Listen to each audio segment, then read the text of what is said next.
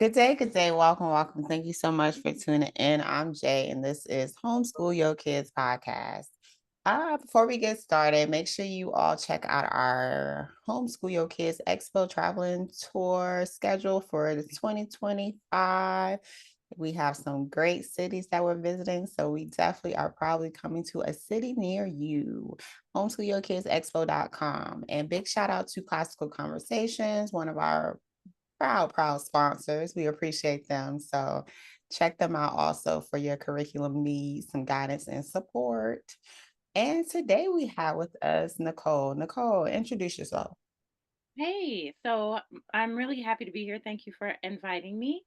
My name is Nicole Thorne, and I am a Georgia resident. I am a Chicago baby, so I'm from Chicago, but I live in Georgia now. And I have four awesome children and a 31-year-old bonus son.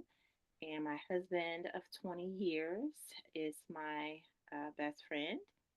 And let's see what else. I've been homeschooling now for 13 and a half years. And I have one student who is in college. I have a 12-year-old, an 11-year-old, and an 8-year-old, Mm. two girls and two boys in that order. I'm Oh, nice. also, and I also I use classical conversations. So I'm glad that they are sponsoring you. I'm very excited about that. And I am not employed by them, but I do represent them at like vendor shows and stuff as their book representative, and I also tutor. So, Nice. Okay. okay. Yes. So homeschooling 13 years. What brought that about? Well, I when I first heard about homeschooling, I was in college. I didn't know what that was, and my spiritual dad was homeschooling his kids and his wife, of course. And I was like, that seems weird. And no, actually, the first time I heard of homeschooling was a friend of mine in high school. She had homeschooled all the way through eighth grade, and she came to high school, and I was like, what? That sounds interesting. That's weird. And then I saw it in action in college, and then I was like, I want to do this. Like school, I loved school, but school was really hard for my sister, and school, I already had seen it changing, so I was like, I want to do this. So fast forward years later, and I was courting my husband, and or he was courting me, or however you want to word that. Um, he was like, "Tell me about your future," and I was like, "I want five kids, and I want to homeschool them." And he was like, "Homeschool," and I was like, "Yeah, that would be great." And so he was like, "Okay, well, we'll see." So that's kind of how it all got started, is that I just kept talking about it in my head. But when we had our daughter, we had fertility issues for years after we had our first child. And Mm. so I was very scared to homeschool her as an only child. Now, if I had known then what I know now, I would not have been scared. But at the time, I thought, oh, that would be too isolating. She and I are going to fight all the time. Like all these, I had all these things in my head, and we did all the fight all the time. But it didn't matter whether I had one child or four. Um,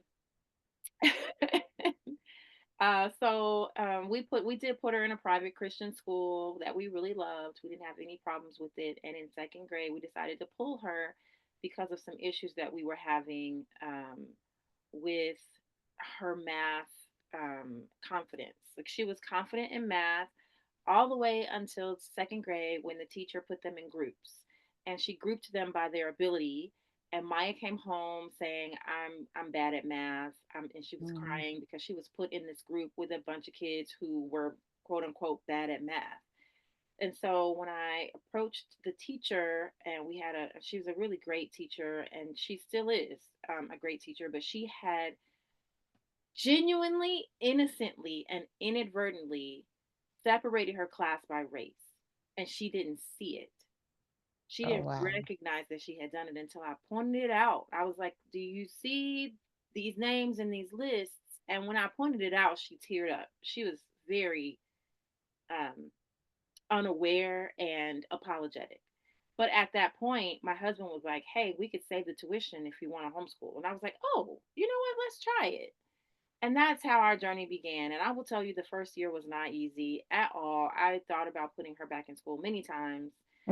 Um, but I'm so glad that I didn't. And I'm glad that we were able to start this homeschool journey even way back then.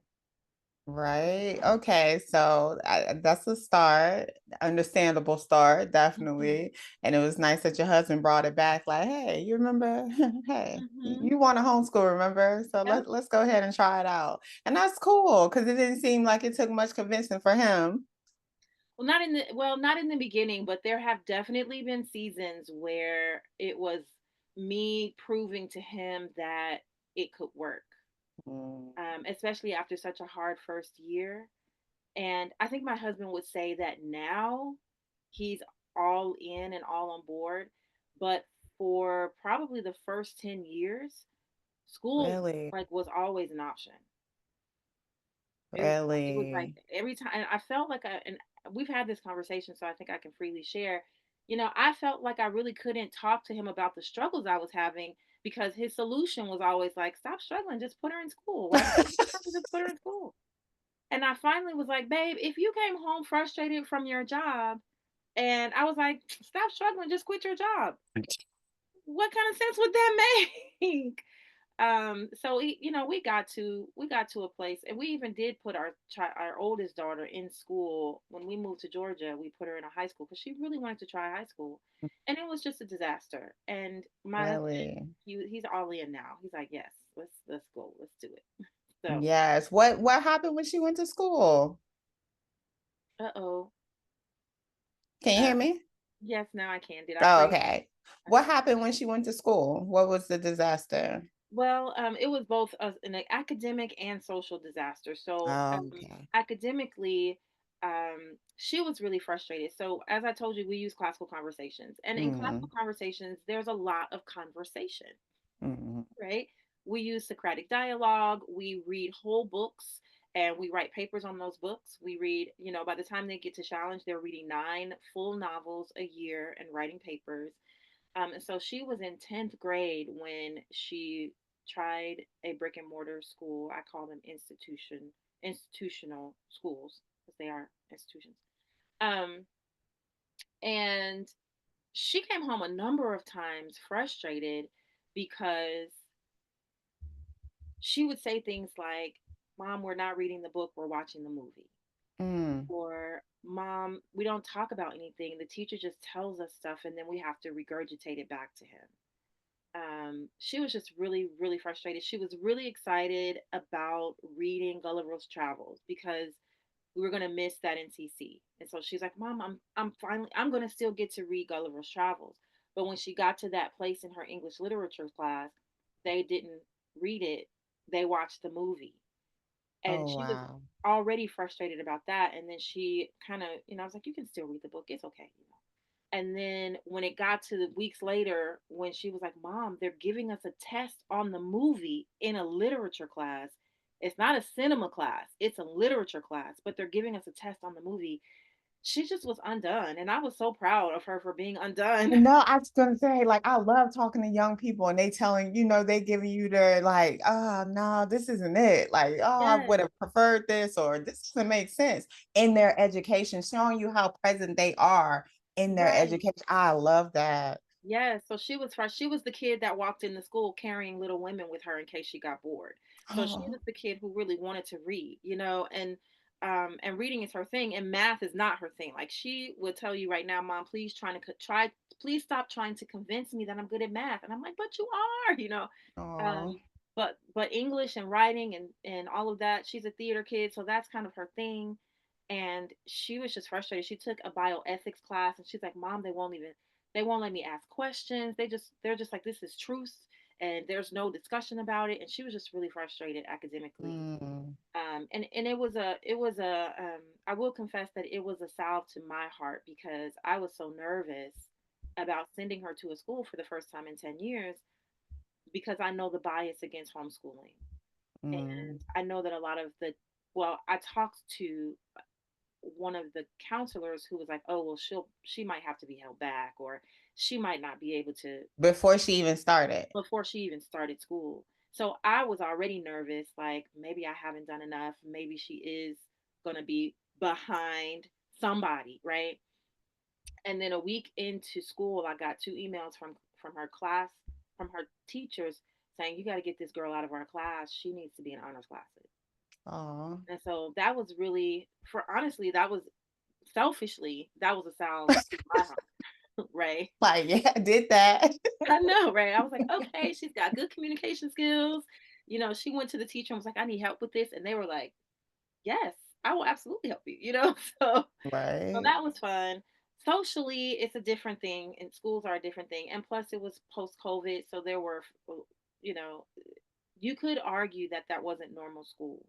Mm. But she was getting cornered in the bathroom. She was being pressured about her sexuality. She was, somebody hid some drugs in her bag, trying to hide them from a teacher. She just had a lot of issues that she not only hadn't faced before, but didn't want to face and didn't need to face. And it Yeah. introduced a lot of turmoil into her heart that she's still dealing with now. Oh Um, man. so it Did she was, make it through the year?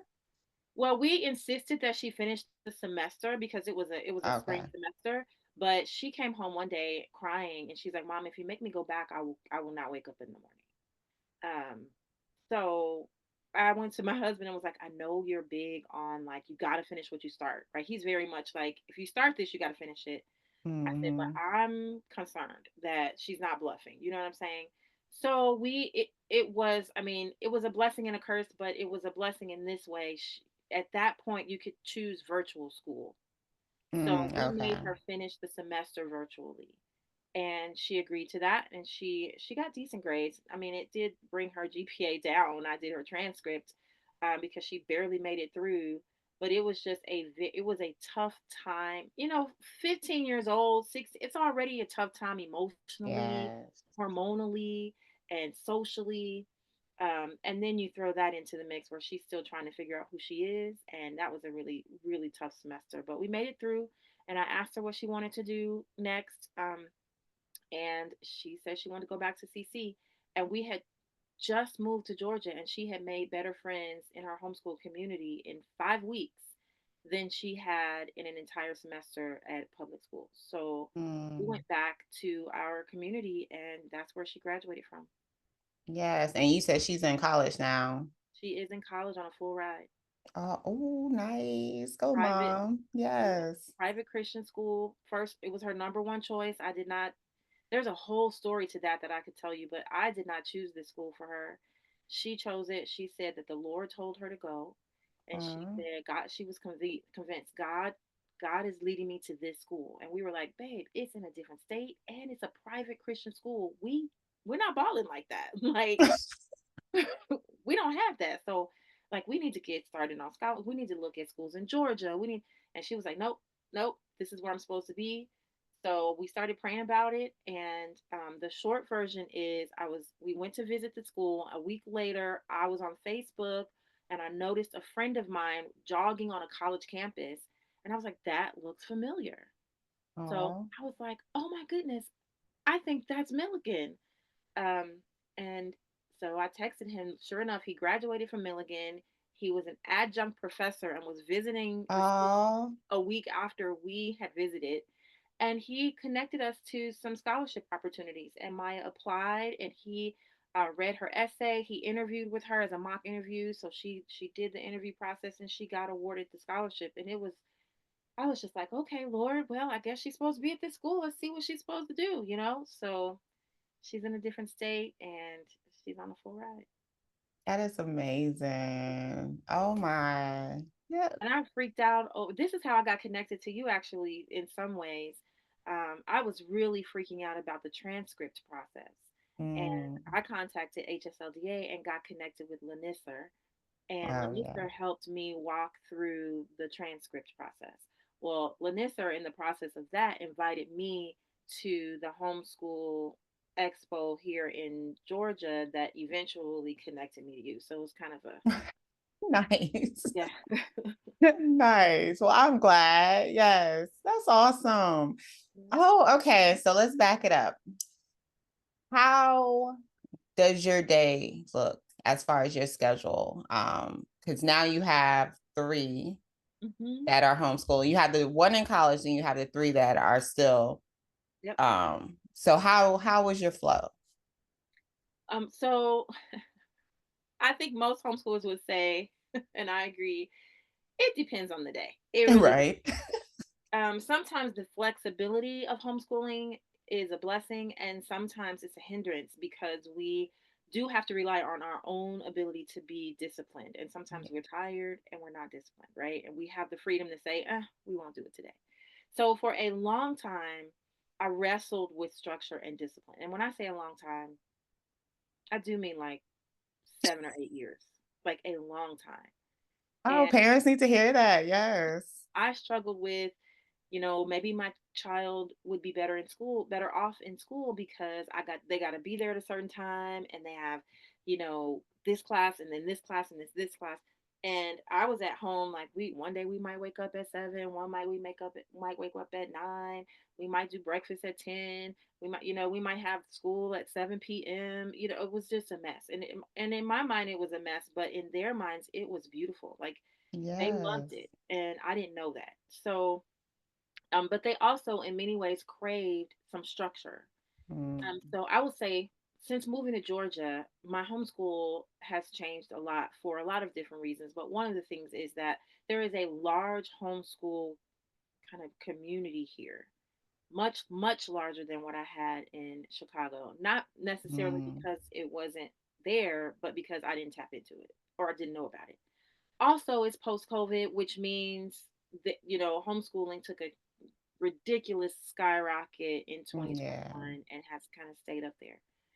But to answer your question, the last few years, what we've done is we've tried to incorporate a morning time, and then do certain things together, and then kind of everybody goes their separate ways. And I work because I have a business. I do have a small business outside of CC called my Homeschool Mentor, and I try to work on that. And then I also had a multi level marketing business, but that company shut down in December. But Mm, that's just that. So in the mornings we get up. I let my kids sleep until they wake up, except for the teenager because she'll sleep till 3 p.m. if I let her.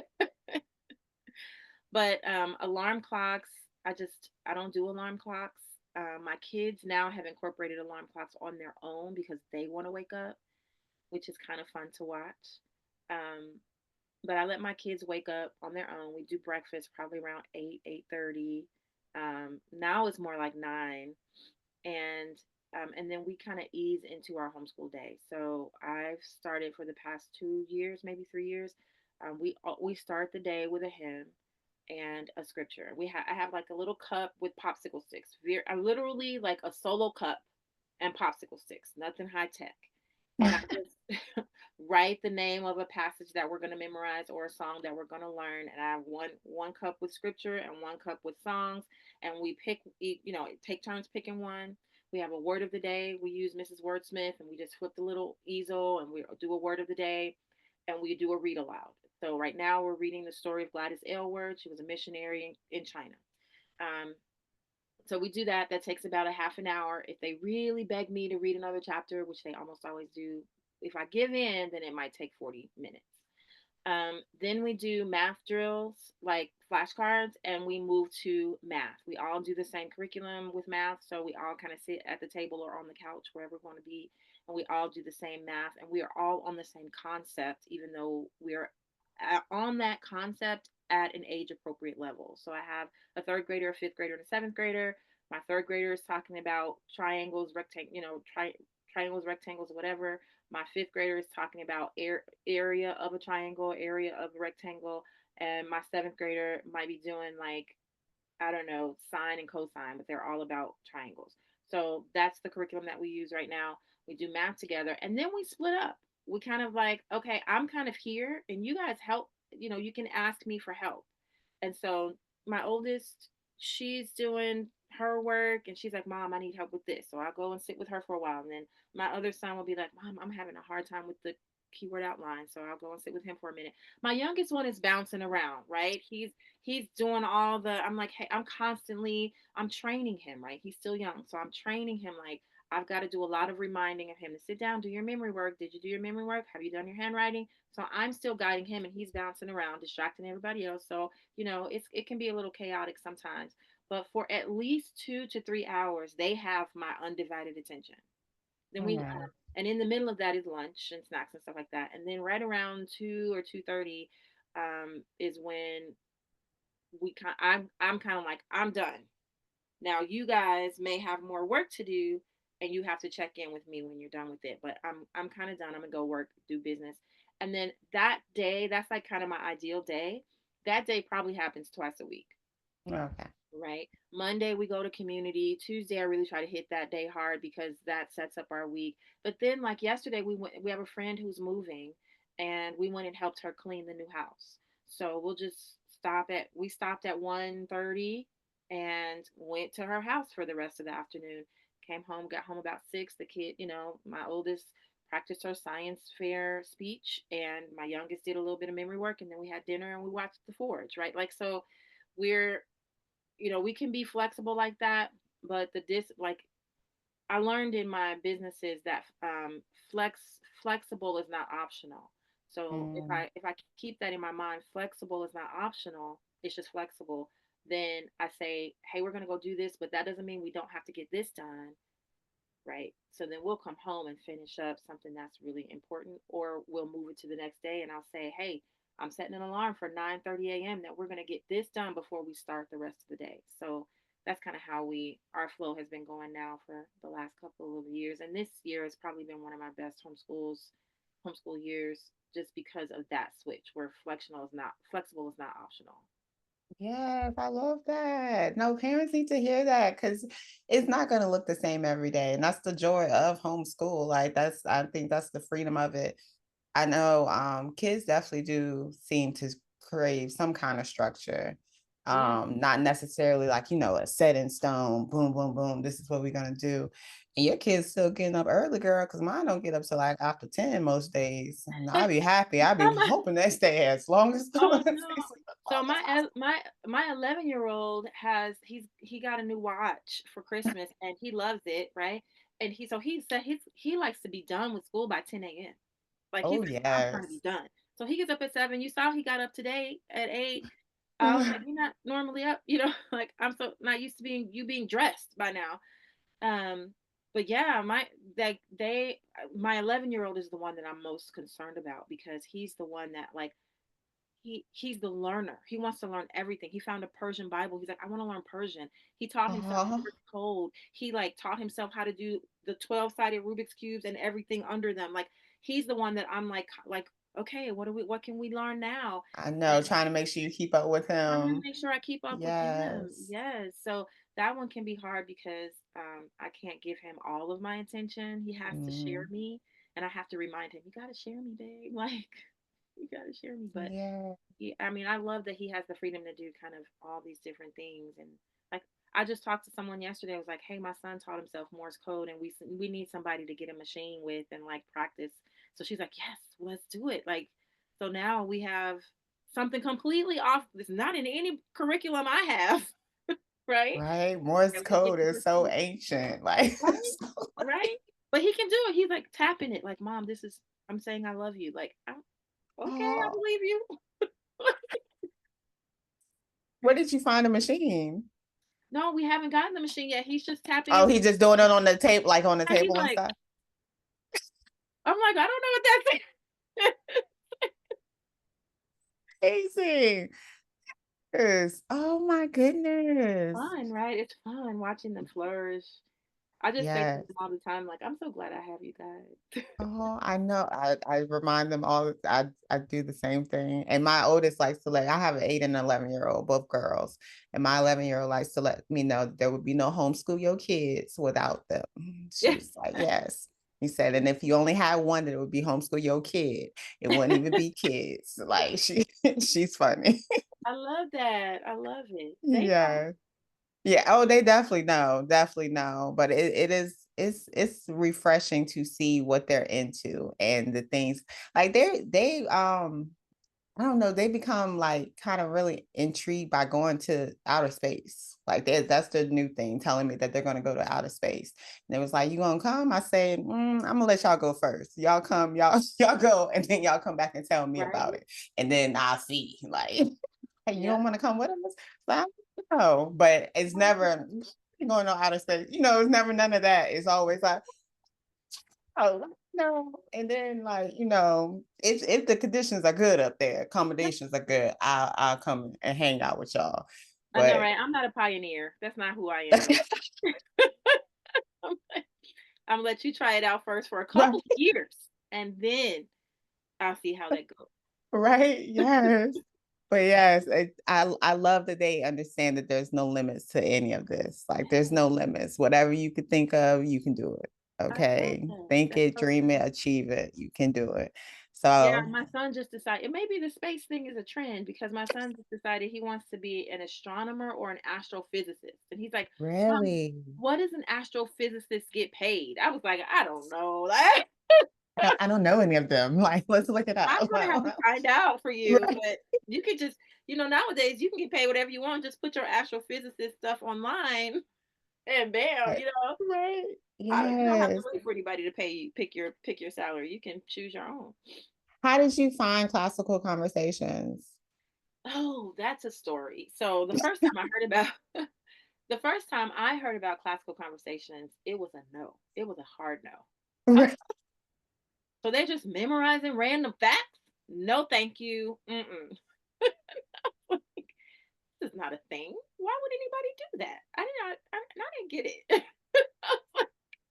No, ma'am. So, a couple of years after that, probably maybe 2 years after that, I met a woman named Diana Nicole. Look her up. She's amazing. And she was telling me about this new curriculum. By the grace of God, she did not tell me the name of it Mm. because had she said classical conversations, I would have closed my heart You and would went, have turned, yeah, you would have already turned off. Like, already looked okay. at that. That's ridiculous. But she did not tell me the name right away, and she was describing it to me, and she was saying, "Well, we go." She said something like, "There's." It's kind of like when you learn your ABCs and you learn the ABCs, but you don't know what the ABCs are for, and then you start to apply the ABCs, and you know that they're for words, and then for sentences, paragraphs, thoughts, philosophies, all these things, all because you learn the ABCs. I was like, oh. I honestly don't know if she said all that to me. Some of that was me extrapolating just kind of her explanation of classical education. And so I was like, oh, so what do they start off? And she's like, well, they start off learning all these facts. And I was like, I think I've heard about this before. And then she said the cool thing about it was that you could do all of it in about an hour a day. And if you only do that, they will have an excellent education. Not a good Mm. education, an excellent education. But you won't only do that because you'll get through that in an hour and you have time to add other things on. And I was intrigued because I was spending 2 or 3 hours trying to get through science. And then I was like, how are we going to Mm. do anything else? So I was like, okay, I'll try it at home. Can I get the guide and try it at home? And so I bought a used guide, I think off eBay or something. This was years and years ago. And I did it at home for the first semester. And I was like, I need a community to hold me accountable to this if I'm really going to give it a try. So I started at a community in January, mid year, at this random community that Diana was in, or whatever that the correct English for that is. And and I loved it. I loved the community. I loved the simplicity of the curriculum. And bonus, it was Christian. And bonus, it was classical. In fact, I didn't really even know what classical meant at the time. And so I joined for the community. So I got in the community and then I ended up switching communities because that one shut down. Then I switched to another community. And it was I just began to learn more and more myself about kind of how education works. Now, mind you, I have a degree in education. Mm. So I was like, this kind of makes sense, but it's very different. And so I began to learn what the classical model looks like. And I was like, this is exactly what I want for my daughter. I want her to be able to Uh, think. I want her to be able to talk. I want her to be able to reason with people. I want her to be able to not be afraid when she is in front of a crowd. I want her to be okay with public speaking. These kids are doing presentations starting at 4 years old.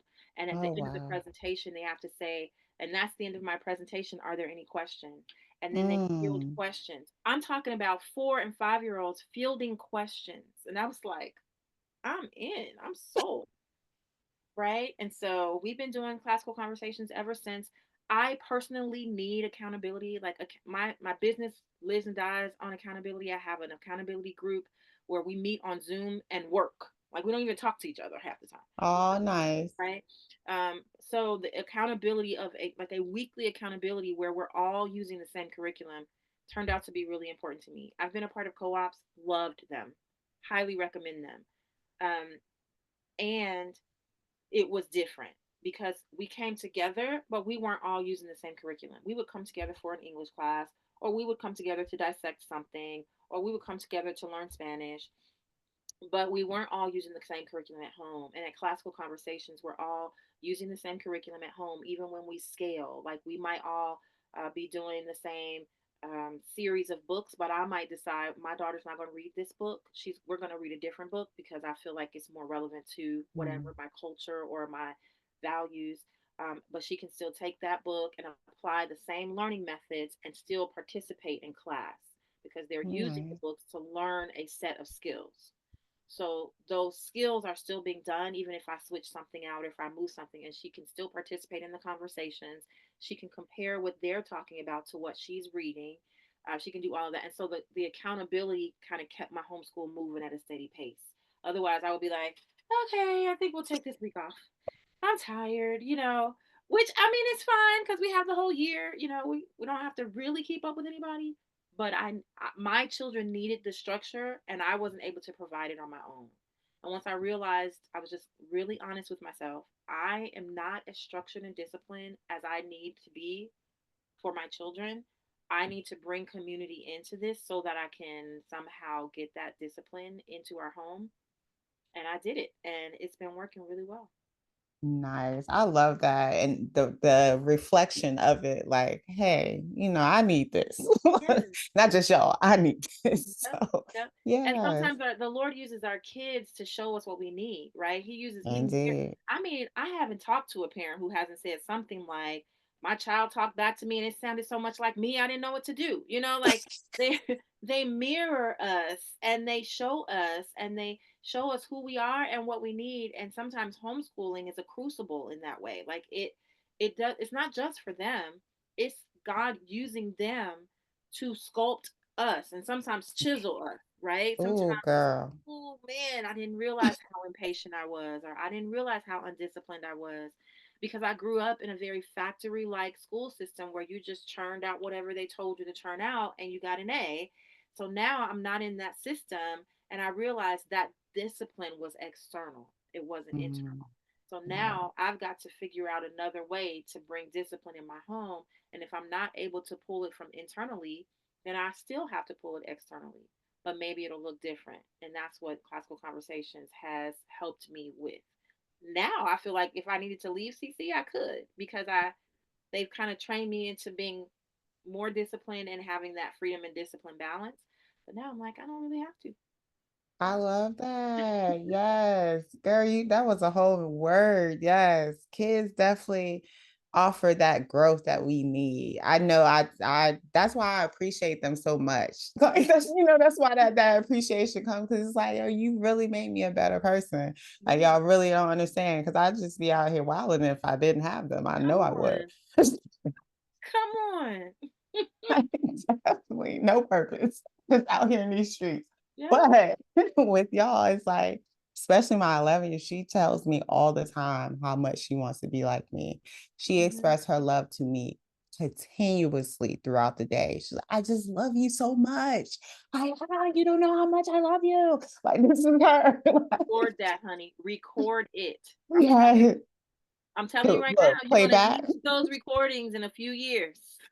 Right? To play back. I I'm know, I feel not trying to speak like that over your life, but I'm just saying. it gets real. I know. I remember asking my daughter one time, "Do you remember when you used to like me?" Oh, yes.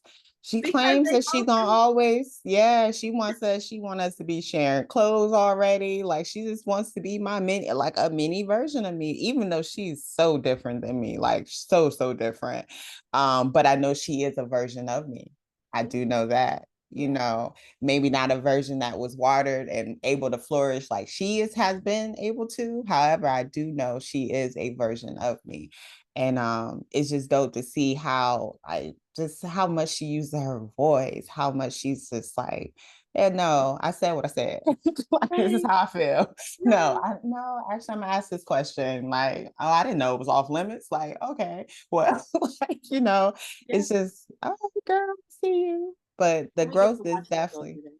what? Yes, yes. But I look, I may need to catch you on camera, and so I can have a playback because yeah, them There is a hormones be season. hormoning already, and Yeah. I'm just like, Yes, there is a season where I will say the season ours is kind of coming to a close with that one, but my 12-year-old will be 13 next month, and so I'm not ready. But there is a season where um, developmentally they are supposed to be, and they are trying to figure out who they are outside of their parents. So they're learning how to interact with their peers and with their other teachers and other people, right? And that's healthy. But for some reason, it manifests as you don't know anything, mhm. even though you raised me for the last 13 years and somehow I made it through. I can't rely on you for right now. I got to go rely on this other person and see how I'm interacting and doing all this stuff, right? They don't know that they're doing that, but that's what's happening. And then they kind of Mm. come out of it, and then I'm hoping by like 20 something we can be friends again. But Oh yes, right now, yeah, right now she's in school and she calls me and she likes me most of the time. So I'm happy. And I might have to send my 12-year-old to her a couple times and be like, listen, mm-mm, tell her don't do right. Please that. get her together. I Just tell her I'm know. right, because you know I'm right. So, okay, through your time of homeschooling, you have developed because you breezed by this was in your intro, the small business of the homeschool mentor. Hmm. Tell us more. Oh, so I launched it a few years ago, and I go on and off and back and forth about if I want to do it, and then now I'm just like, I want to do this. It's so great. I have a few clients, and what is okay? So it was birthed out of I hated how lonely I felt when I first Mm, started homeschooling. I It's really hard to get into a homeschool group when it's been going for a while and people are kind of cliquish and they don't mean to be. Like I don't mean mm, to be cliquish. I've been homeschooling for 13 years and I have my people, right? So I don't mean to be cliquish, but it can be hard to fit new people into your routine. So I don't indeed. have any hard feelings about how hard it was for me to get kind of into a group, but the facts still remain, right? I had a hard time and I didn't know anything about homeschool groups. People would say, "Oh, just Google a homeschool group. There's plenty of them." And then I'd be like, "But how do I know if I fit in? And how do I Mm, know how do I know they're not going to get me there and say something crazy to my kid, right?" So, I just had a really really hard first year. And I remember right around year 6 or 7 where I was like, "I want to help people not have that hard year, that mm, like I want people to not feel alone when they decide." And then when 2020 hit, then when these people decide to homeschool, like right now they're kind of quote unquote I don't think that was homeschooling. That was crisis schooling. And mm, so there are going to be people who are pushed into crisis schooling and then they're going to love it and they're going to decide to homeschool. And I was like, what can I do to help them not be alone? So I was like, I'm going to start this homeschool mentor thing. And I did a homeschool, an online homeschool summit. I just asked some of my friends, I was like, hey, I want to do this. Would you mind speaking? Literally friends. They didn't charge me anything. I didn't charge anything. And we started doing a homeschool summit online. We talked about learning styles, learning preferences. We talked about how to find a co op. We talked about how to find curriculum, just the basic things that when you get started, you have all these questions about. that's what we did, and we've been doing that now for 5 years. This will be our fifth Oh, one. And then I launched a at first it was like a whole program that I put together that maybe one day I'll be able to do, but it was costing me too much money to do it. mhm, And so I had to scale it down until I can make enough money to actually do it, right? And so now what we do is we do one training a month and we do a weekly planning lab. So literally, you log on. I have a featured resource that I share with you. Like I'm looking at one of them right now. I featured a resource about physics, and I talk to them about it. Something that I love about this one, and then we work. We just are like we're gonna plan our week. We make copies. We sit down and write through what devotionals are we gonna do this week. Okay, now what math lessons need to get completed by the end of the week. Okay, and we just sit and we plan because we know we need the accountability of planning our week. Otherwise, we're frazzled and we don't know what we're doing, and we're trying to make the plan while the kid is sitting there waiting on something to do, which can be stressful. So that's what my homeschool mentor is. We do a lot of conversations, we do panel discussions, we do Q and A's, um, and then we'll do the summit in June. I think we're going to do it in person this year here in Georgia, but mm, it'll be hybrid, so people can still kind of see it online. But that's what it is. I mean, I just want to help people to homeschool. I don't care if you use Classical Conversations. I don't care if you use Me Academy. I don't care if you use Khan Academy. I don't care what you use. I just want you to know that you can homeschool because I've watched so many people not know another option and let their children be bullied, be, taught things that go against their personal family values. I've watched families have to lose income because they've had to go up to the school so much because they're not doing the IEP process correctly. Like I've just seen so many things, and I'm so proud of moms when they say, you know what, I'm taking my child out of this toxic environment and I'm going to figure something else out. I'm just so proud of them because that is so hard and it takes so much courage and faith.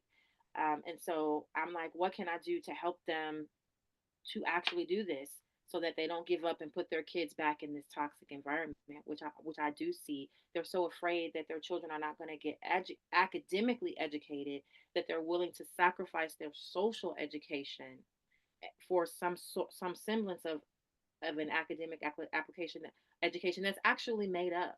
Like the entire system is just it's just kind of a I don't mean to say that it's bad or that I don't mean it in a negative way, but I mean like it's just one option of education. And there are so many other options, but we have been so inundated with this propaganda that this is the way to educate a child, and they must all in fifth grade be able to do this, and they must all in sixth grade be able to do this. And we believe it. We believe it. Even as homeschoolers, we get kind of like, oh, my kid has to take the standardized test. I want to make sure they know these things, right? We still get caught up in that guide, that rubric, right? But I just want more and more of us to get free of that and to see that our kids can be educated differently, maybe even better, and not just running from something, but running towards something. And so right. that's how my homeschool mentor got birthed. It's actually under an umbrella business that I started called This Stained Glass Life, where we do like, because we all play so many roles in life, right? We're moms, we're sisters, we're daughters, we're home educators, we're employees or entrepreneurs or wives or worship leaders, Bible study leaders, all these different things that we do. And homeschooling really is a big part of that, but it's just one thing, right? And so just trying to find harmony. We're no longer trying to balance it. We're just trying to find harmony in it, right? Because you can't balance it.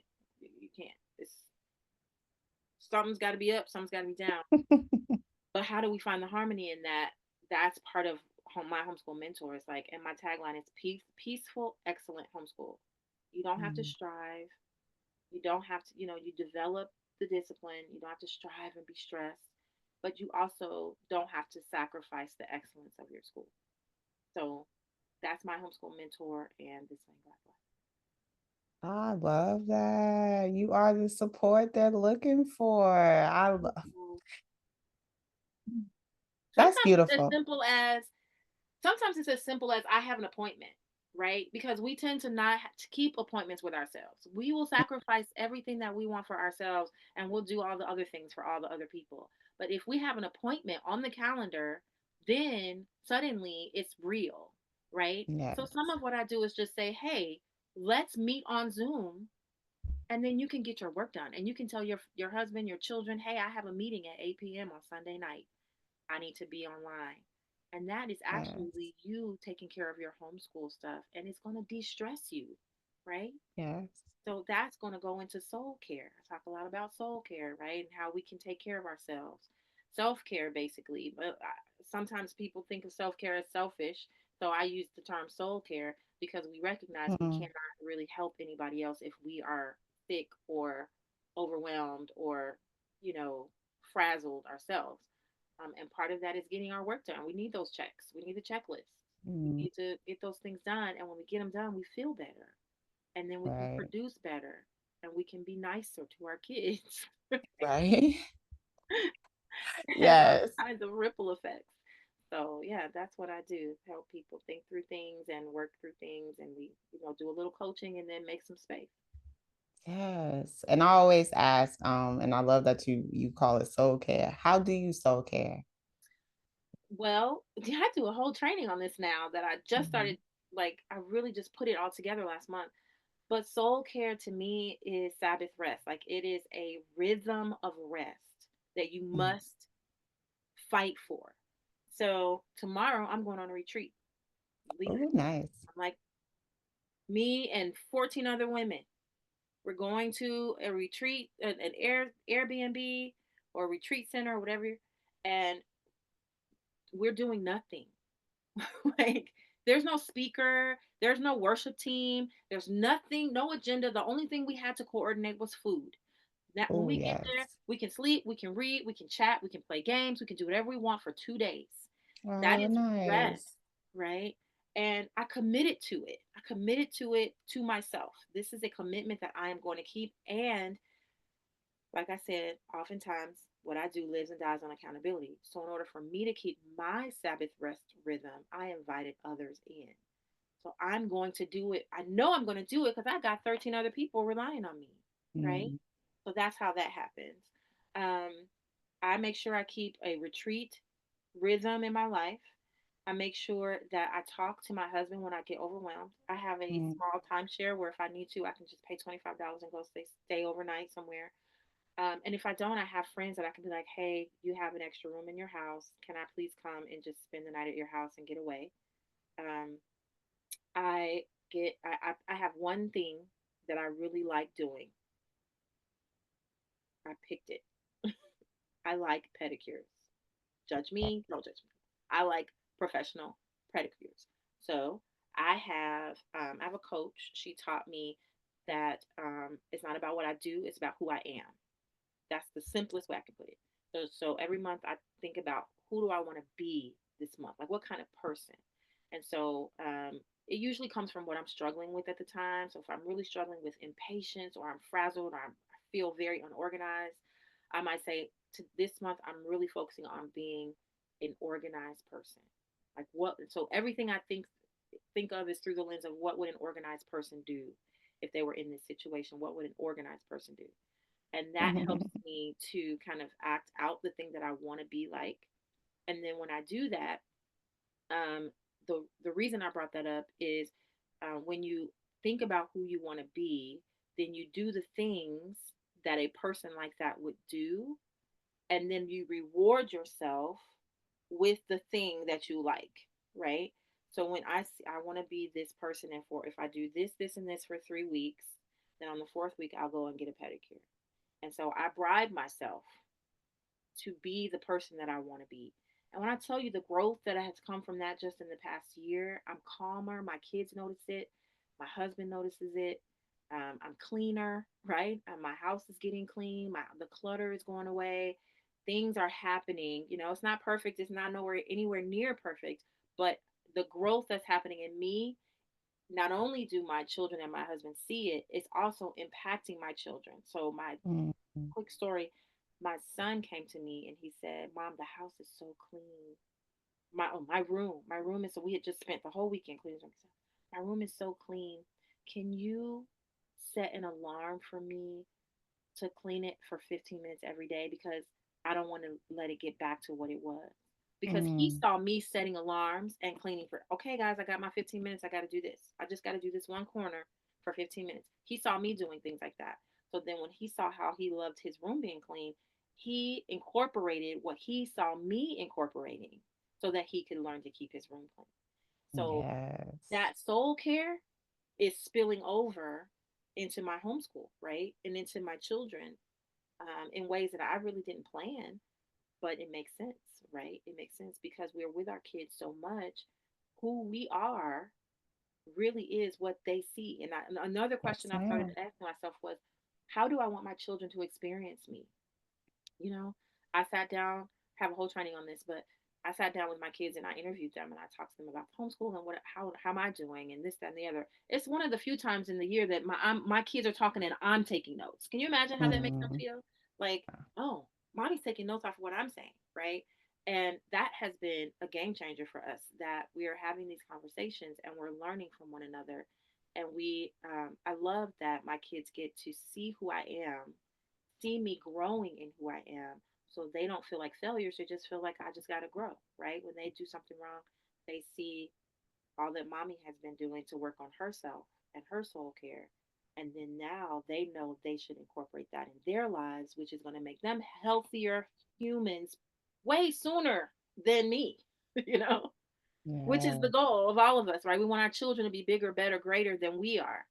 And so as they watch me learn soul care, then they can apply it to themselves. And so that's been a real blessing. And those are some practical ways that I've incorporated soul care into my life. Pedicures, y'all, pedicures. Better I'll do kids. anything for a pedicure. Oh, I gotta clean this doggone desk drawer out. Ow, I get a oh, I'll do anything for a pedicure. Let me go. Let me do it. I love that. Yeah, no. And then you're showing, you're not telling, you're showing your kids how to take care of you, like, and not just telling them, hey, you need to make sure you take care of yourself. They're seeing mom do it. And so Yeah, they know, like, oh no, this is a thing. Like, I really need to invest in me. And yeah, so that's so big because, a lot of adults tell as opposed to show. Like, we want to tell, like, oh, you need to be doing this and doing that and doing that. And we're not necessarily showing them. So and I love that. I want to say this too. When you have babies and small children, that can feel ridiculously hard to do. And I Mm, just want to say community is everything. Like, I did not have family. You have family. Some people have moms and brothers and sisters and things like that. Tap into that, right? I didn't have family here that I could really tap into. They were just as busy as I am. And so I barter with some people for, child care, dog care, all the things.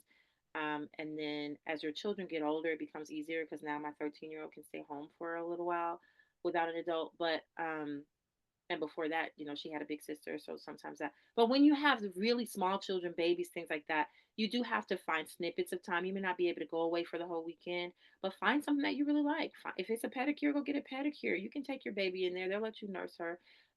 If it's taking a walk, if it's listening to some music, give the baby to the husband and say, I'm going to get some noise canceling headphones and I just need to be not here for 90 minutes. Like, find a way to decompress that's truly a decompression, right? Like, I'm like, I'm gonna go listen to this music, but the whole time you're like, I'm just trying to act like I'm relaxing. I'm not really relaxing because I know I right. can go back in 90 minutes. Like, find what works for you, right? If it's reading a book, if it's having some tea, if it's taking a walk, if it's running, if it's going to the Y or to the gym and taking a run on the treadmill, whatever it is, negotiate with your family for ways to get it done. That's how I think soul care needs to be prioritized. It's just not an Yes, option. ma'am. Priority, not an option. Not an option. Yes. It's flexible. Yes. It's not optional. It's like when you're on the airplane and they say put your own mask first before you take care of your kid, right? That's what soul care is. It's absolutely integral so that you can have the energy and peace of mind to interact well with your family. Yes, ma'am. I love that. Thank you so much for that, Nicole. Where do we find my homeschool mentor?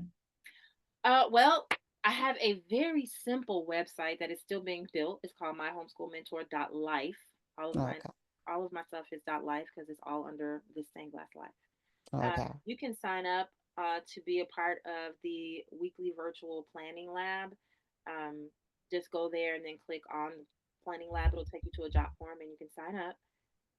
There's also a video playlist of some of the trainings that I've done. I think it's on Vimeo. It should be on click it and then it'll take you to the playlist. And then you can also just email me. You can email me at Nicole C. Thorne. Well, actually, that email is going away because it's so busy. You can also email me at tsglife1. So that's this stained glass life one at gmail.com. So tsglife1 at gmail.com. And all the links will be available in the description. Before I let you go, Nicole, three things you want families to take away from this. If you don't hear anything else, hear these three things. Oh, okay. Three things. Okay, so number one, you can pull your child out of any school, out of whatever school, out of public school, private school. You can do it. You can homeschool. Okay, you can homeschool. That's number one. Don't be. I'm so proud of people when they're like, I finally just pulled my kid out. The bullying was too much, or the incompetence of the staff was too much, or and that's I don't mean that across the board. I know there are great teachers and great administrators out there. But like for whatever reason, if you need to pull your kid out, do it. You can do it. Let me tell you, I have a friend who works in a school system, and she was frustrated, and she was like, I just want to go to the calendar and count how many days we test our kids. And Mm. she came up with, do you want to take a guess how many days are testing days? Um, Out of the 200, I'm gonna say 70. Okay, so it's 180 school days Mm-hmm. and it's 42 test days. Mm. So 70 is higher than I thought you would say. Well, I thought like 10 or 12, Oh like yeah, no. 2 weeks, maybe 3 weeks, 21 days. 3 weeks, that's 15 days. That's 3 weeks of testing, right? That's Yes, ma'am. 21 days. No, double that. Yes. Double that. That's how many days they test. Why am I saying this? Because I want you to know if your child misses 42 days of school, they will still be okay. Right. Now, I'm not advocating that you miss 42 days and and there is some value to test taking, like learning the skill of taking tests, right? Because like I started testing every year so that my kids would learn the skill of taking tests. My oldest daughter, she didn't really take a lot of standardized tests. And when she got to taking a driver's test, she had to take it 3 times. When she got to taking the SAT, she was like, "What is it?" Like so the skill of taking tests is important in life, right? You have to take tests at jobs and all kinds of things. But 42 days to me is a that's a grace period for Out of sure. 180, that's a lot. That's a lot. So I say that so like moms who are like taking their kids out of school and they're like, I don't know what to do and I need to start something right now because I don't want my kid to fall behind. I'm saying your kid will not fall behind if they miss a week of classes and go to the museum every day. Like it's okay. If you take 3 weeks to de-school, and that's a whole other conversation. If you take 3 weeks to just get out of the mindset, or a month, or some people take a whole school year to de-school, Mhm. and get out of the mindset of the institutional style learning and take your child to a library, take him to a field, go nature hunting, go to a museum, go to a park, and like those things are still learning and you are not behind. If you did that for 40 days in a row, you would still not be behind. So I just want to encourage parents, like, take the time to, it's okay, pull your kid out. They don't have to be in some rigorous curriculum tomorrow. It's totally okay. I promise they're going to be fine. They're going to be fine. You're going to be fine. Not just fine, but better off. So that's my Right. one thing. I'm proud of you for doing it. You can do it, right? You can. Number two, community, right? I do not believe that anyone should homeschool in isolation. Homeschooling is Mm-hmm. not about isolating your children, it's about insulating them. And so I would say find community no matter how hard it is, no matter how long it takes. Find community. And when I say find community, I don't really mean just go to a co op or go to a community, a homeschool community group or whatever. I mean, find a friend or two inside of those communities that when your child is not learning from you, they're not receiving from you, you have an option, right? So what happens is sometimes kids are they don't like we're their cheerleaders from birth. We're like, yes, that's great, you're doing a great job. Then we get to middle school and high school where we've got to edit their papers. And they're like, oh, you said I did something wrong. You said it's not good. Like, oh, you insulted me. Like, it hits them differently because coming from the cheerleader of their life, it's hard to hear critique. So sometimes you have to first, one thing you have to do is verbalize the transition. Hey, I'm not acting like your mom right now. I'm acting like an editor for this paper. Okay. That helps prepare them to receive the criticism. But the other thing you might need to do is say, I'm not going to edit this paper. I'm going to give this paper to my girl Jamie, and I'm going to take her paper, and we're going to exchange our kids' papers. And I'm going to edit her daughter's paper, and she's going to edit your paper. That's the kind of community I'm talking about, right? Because if you don't have that, then you go, my kid won't learn from me. I got to put him in school. They're not going to Mm, learn from you whether you put them in school or don't put them in school in that season because that's just what they're doing. So you just find another trusted adult in your life where you guys can be community. My best friend when I first moved to Georgia, we would be on the phone all the time and on the Facebook, and I would be like, okay, you take Facebook on the Facebook. I said, old lady on FaceTime on the Facebook, y'all. I just showed my age. We would be on FaceTime and I would have my kids take our iPad into a room, and then I would get on my phone and I would be with her daughter. And she would check in with them about all the stuff they did for the week. And I would check in with her daughter about all the stuff she did for the week. And that was just enough accountability for her to be like, I want to get my work done so that when I talk to Miss Nicole, I can tell her all the wonderful things oh, I got I done. love Right. that. Yeah. It was just enough. And that wasn't, we didn't even get together personally. We just did it virtually for a semester, and it was enough, to kind of give her somebody else besides mom to be accountable to. Hmm. So community, community, community. That would be my number two. Um, Number three is have a. I would say um, one way to look at this will be a mission and a vision statement, right? I would say, what is your goal? Like, know your goal. Like, I'm raising kingdom kids. I'm a believer. I'm a Christian. I'm raising kingdom kids. I want my kids to be able to think. I want them to be able to reason well, and I want them to be able to defend their faith. I want them to be able to love people no matter who they are and still hold to their values. I want them to be friends with one another, and I want them to be friends of God and in the world, but not of the world. Those are the things that I want for my kids, along with a bunch of other things. And so I would say have a mission, have a vision, and have it articulated, have it in front of you, remind yourself of it so that in those moments when you're really ready to give up, you have a strong enough why to keep you going.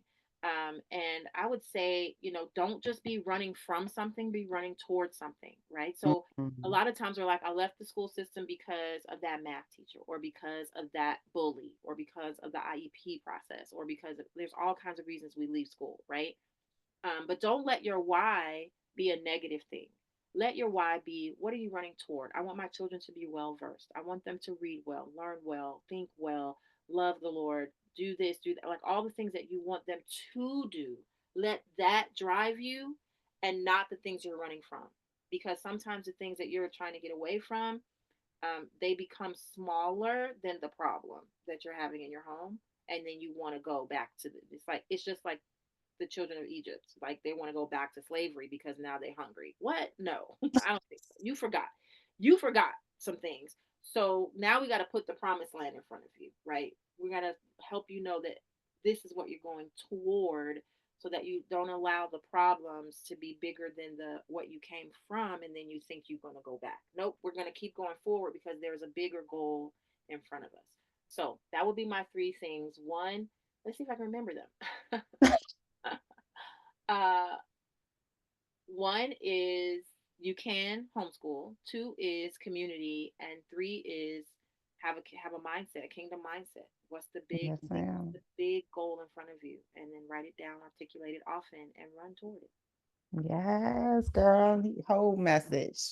Message. Yes. Thank you for that, Nicole. That was amazing.